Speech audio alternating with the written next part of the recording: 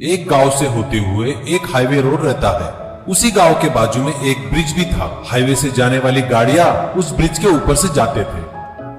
उस गांव में एक विकास नाम का लड़का था। वो बहुत ही कंजूस था। उसकी नियति बहुत खराब थी। उसके पास एक नाव थी। वो नाव चलाकर जी रहा था। वो लोगों के सामान यहाँ से वहाँ और वहाँ से यहाँ लाते ले जाता था और पैसे कमाता था। और वो लोगों से ज्यादा पैसे मांगकर उन्हें परेशान करता था। एक बार उस जिले में बहुत बड़ा तूफान आया। घर, इलेक्ट्रिक पोल सब टूट गए। नदी में बाढ़ आ गई। बाढ़ का पानी गांव तक आ गया। उस तूफान के कारण ब्रिज भी टूट जाता है। इसके कारण ब्रिज पर से आने जाने वाली गाड़ियां वहीं खड़ी रह गई। वो लोग अपनी गाड़ियां घुमाकर वापस जाने लगे।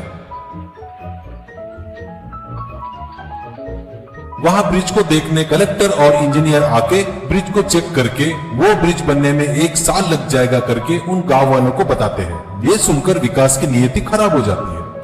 ट्रैफिक वाले उस ब्रिज की तरफ आने वाले गाड़ियों को रोकने के लिए गांव के बाहर जंक्शन पर no entry, bridge construction in progress का बोर्ड लगाते हैं। उससे उधर आने वाली गाड़ियां बाजू के रास्ते की तरफ से सीधी जा रही थी। ब्रिज टूटा होने की वजह से विकास का गिराईक बढ़ने लगे। वो ज्यादा पैसे चाहिए करके लोगों से मांगने लगा। क्यों ज्यादा मांग रहा हूँ, सोच रहे हैं क्या? वहाँ ब्रिज टूट गया है, दिख नहीं रहा क्या? पसंद नहीं है तो नाव में मत चढ़िए, यहाँ से निकलिए। अब लोगों के पास दूसरा ऑप्शन नहीं होने के कारण वो लोग उसे ज्यादा पैसे देने लगे। सामानों को, स्कूटरों को, साइकिलों को, हर चीज के लिए ज्यादा पैसे लेने लगा। पर वो लोग बेचारे करते क्या?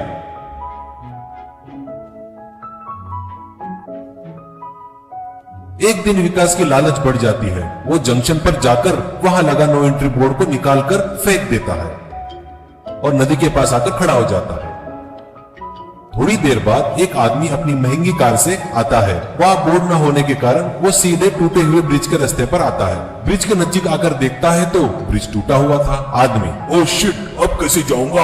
अगर समय पर नहीं पहुंचा तो मीटिंग कैंसिल हो जाएगी और मुझे बहुत नुकसान हो जाएगा। अब क्या करूं? ऐसा सोचता है। तब नदी के नाव पर बैठा विकास उसे देखकर अब मिलाना बकरा सोचकर जोर से आवाज लगाता है। क्या हुआ साहब? आगे नहीं जा सकते हो आप, वापिस जाना पड़ेगा आपको। वैसे घूम कर जाओगे तो 50 किलोमीटर ज्यादा सफर करना पड़ेगा, यानी 1 घंटा ज्यादा लगेगा आपको। अगर आपको अर्जेंट है तो कहिए, मैं आपके कार को नदी पार करवा सकता हूँ। वो व्यापारी, क्या कार को नदी पार करा सकते हो क्या? वो कैसे? विकास, अरे आइए ना साहब, मैं अपनी नाव से पार करवा दूंगा। आइए साहब, अपनी कार मेरी नाव में चढ़ाइए। व्यापारी, क्या कार को नदी में चढ़ाओ क्या? गलती से कार पानी में गिर गई तो कितना नुकसान होगा पता है क्या? नहीं नहीं, मैं नहीं चढ़ाऊंगा। विकास, अरे साहब, ये मेरे लिए नया नहीं है। ये ब्रिज गिरा है ना, तब से मैं बहुत कारों को मेरी नाव के द्वारा उस पार लेके गया हूँ। बड़े बड़े महंगे महंगे कार भी पार करवाया हूँ। मुझ पर यकीन कीजिए सर, आपके कार को कुछ नहीं होगा। वो व्यक्ति, देखो भाई, मेरी अर्जेंट मीटिंग है, इसके लिए मान रहा हूँ। वैसे मैं कार को नाव पर कैसे चढ़ाऊंगा? और तू इसका कितना पैसा लेगा? विकास, ज्यादा नहीं साहब, बस 25,000 दे दीजिए। ऐसा कहता है। व्यक्ति, क्या 25,000? ये तो बहुत ज्यादा है भाई। विकास, साहब आप मीटिंग के लिए जा रहे हो ना, वो नहीं गए तो कितना नुकसान होगा आपको पता है क्या? उस नुकसान के आगे ये कुछ भी नहीं है।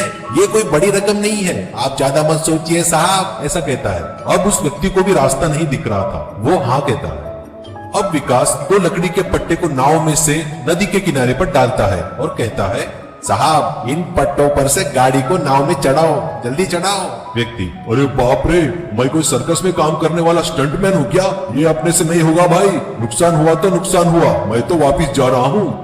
विकास नाव से उतरकर आता है। क्या साहब, आपकी मीटिंग मिस हुई ना तो कितना नुकसान होगा पता है क्या आपको? अगर आपको डर लगता है तो आपकी कार मैं चढ़ाऊंगा, चाबी दीजिए मुझे। वो व्यक्ति नहीं नहीं कह रहा था तो भी विकास उसकी एक नहीं सुनी और जबरदस्ती उसकी चाबी छीन लेता है और कार को धीरे से उन पट्टों पर से गाड़ी चढ़ा रहा था। वो व्यक्ति डर के मारे वहीं रुका और देख रहा था। इतने में नदी में एक लहर उठी और नाव इधर उधर हलने लगी। बस क्या था, एक पट्टा सरक गया और कार नदी में गिर गई और पानी के बहाव में बह गई। ये देख व्यक्ति सर पीटने लगा। विकास तैरकर ऊपर आ गया। ये देख गुस्से में वो व्यक्ति विकास की जमकर धुलाई करता है और पुलिस को सौंप देता है।